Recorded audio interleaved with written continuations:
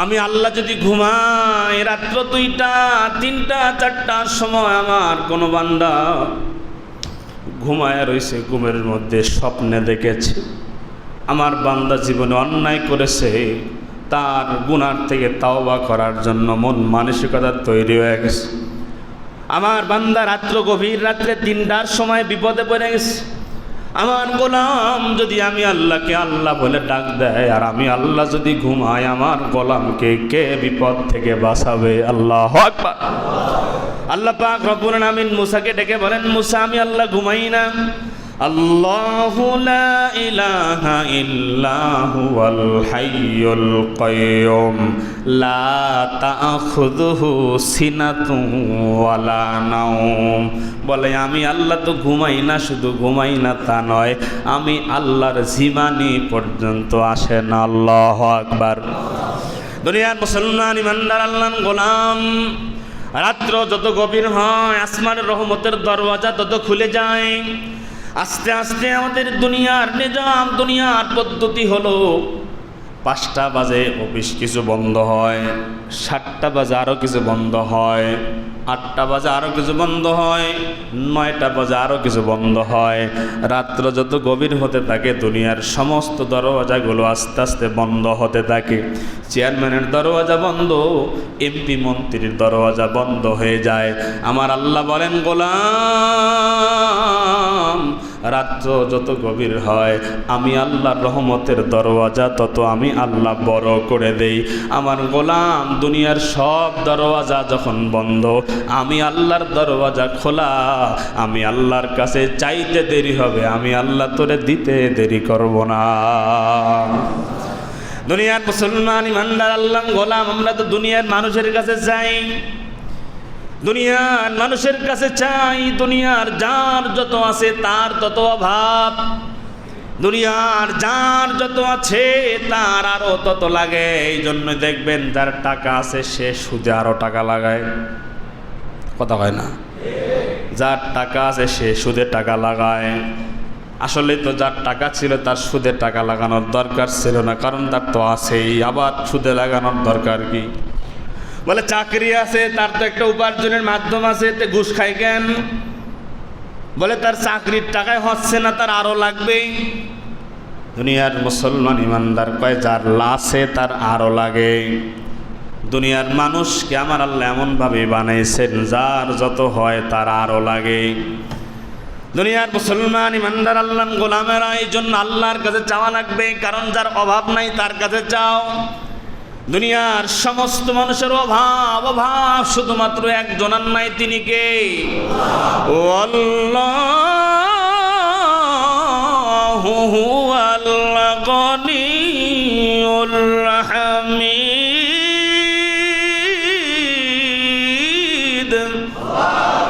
হুয়াল গনিয়ুল হামিদ। দুনিয়ার জমিনে সব হলো ফকির, আর গনি ধনী হলো একজন, তিনি কে?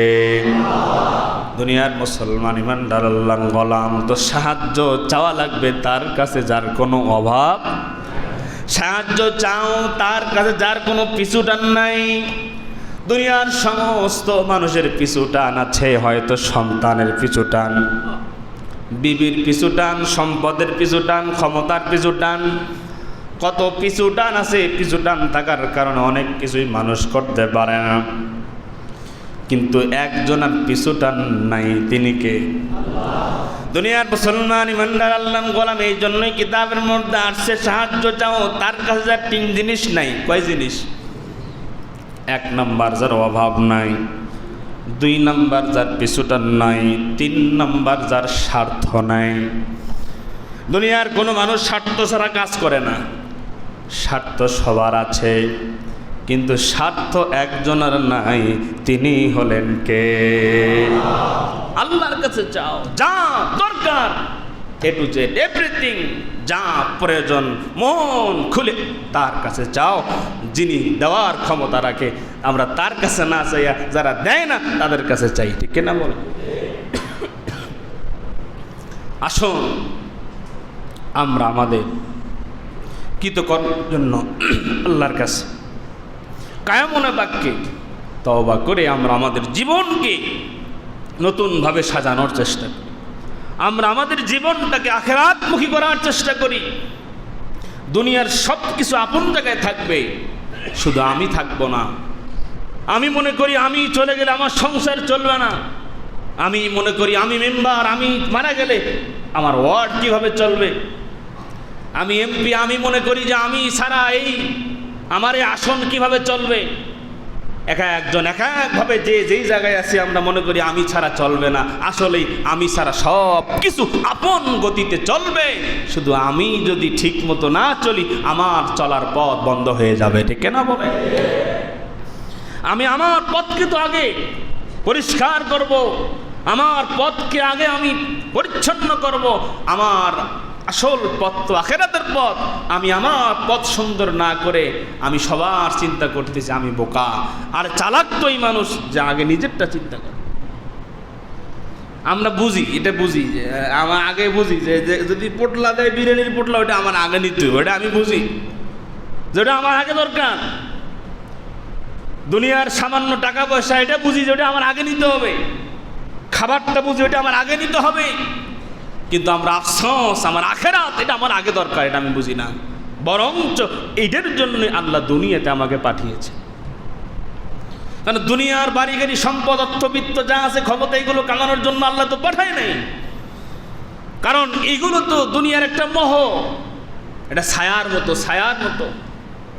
বলে একটা গাছের উপরে সূর্যের আলো পড়েছে, এই আলো পড়ার কারণে গাছের ছায়াটা একটা মাটির উপরে গিয়ে পড়ছে। এই ছায়াটা কিছুক্ষণ পরে কিন্তু কেটে যাবে, এই ছায়ার কোনো মূল্য থাকবে না। বলে দুনিয়ার অর্থবিত্ত, টাকা পয়সা, সম্পদ যেগুলো ছিল ছায়ার মতো, তোমার চোখ বন্ধ হয়ে গেলে এগুলো কোনো কাজে লাগবে না। সব আপন জায়গায় পড়ে থাকবে, কোনো কাজে আসবে না, এক চুল পরিমাণ কোনো কাজে আসবে না। একটু বলেন তো, এখানে কোটিপতি যদি থাকেন, আপনার সন্তানকে বললেন যে আমি মারা গেলে তুমি আমার জন্য একটু লাল কালারের অন্য ভালো দামি কাপড়, সাদা বাদ দিয়ে অন্য একটা ভালো কাপড় দিয়ে তুমি আমার দাফনের সময় কাফনটা পরাইবো? পরাবে না। যে আমি মারা গেলে, আমি তো বড় লোক মানুষ ছিলাম, আমার কবরটা একটু 7.5 হাত করিও, 5.5 হাত করো, করবে? করবে না। একটা ফকির, মিসকিন, অসহায় মানুষ মারা গেলে তার যতটুকু কাপড়, তার যতটুকু কবর, একজন কোটিপতি, শিল্পপতি, রাষ্ট্রপতি মারা গেল তার ততটুকুই কাপড়, ততটুকুই কবরের জায়গা। ঠিক না বলেন? কিসের অহংকার, কিসের বড় আমরা করি? আজকে অহংকার করতে করতে মানুষ আজকে অমানুষ হয়ে যাচ্ছে। মানুষ মানুষকে মানুষ মনে করছে না। একটু টাকা পয়সা হইলেই, বাবার টাকা পয়সা আছে, রাস্তাঘাটে যারে তারে মারধর করে, চিনস বেটা। এই ছোট ছোট বাচ্চা, ছোট ছোট পোলাপান, ছোট ছোট পোলাপানগুলো রাস্তাঘাটে মারামারি করে। কেন? বাবার টাকা আছে, বাবার ক্ষমতা আছে, অহংকার। ব্যাকগ্রাউন্ডে কেউ আছে, অহংকার। অন্যায় অপরাধ করছে, কেন? বলে অহংকারের কারণে।